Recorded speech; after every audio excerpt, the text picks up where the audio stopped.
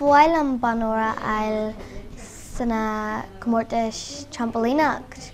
Mar de trampolin agam sa gardín sa bhála agus just is bralam ag léim cóthárdas a féidir lam agus ag deannaigh clásanna Bhuail an banóra eil sa céad méad a rith mar is bralam ag rith agus tá mé ionta geiste. When you see an bhuailt abhaile sa ocht agus fuair sé new world record Nordic agus an sin just thosaigh me sé géirí an world record eile. Beidir an ghlaachtaíocht mar rinne mé nuair bhí mé níos óige agus bhain mé an soltas. Sin bhíon bhfuil an leim ada ceanna ceannas fearr. Ar amháin bhí mé léim go bh grúada.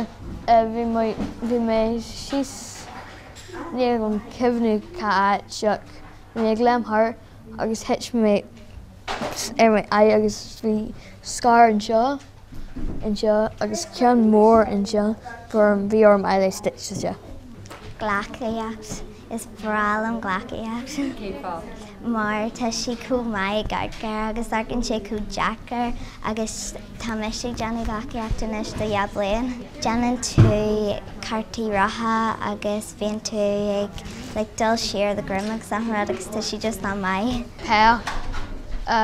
Mar is bralam ag sugra agus dearan daoine go mbeontach maithe. Caite be ionach fit agus caite be láidir glór. Síle marcaíocht mar is bralam capal agus mar dúirt méid seachtar agam. nó ghlaachtaíocht mar is bhrealam a bheith abalta a bheith cúsúlúpa.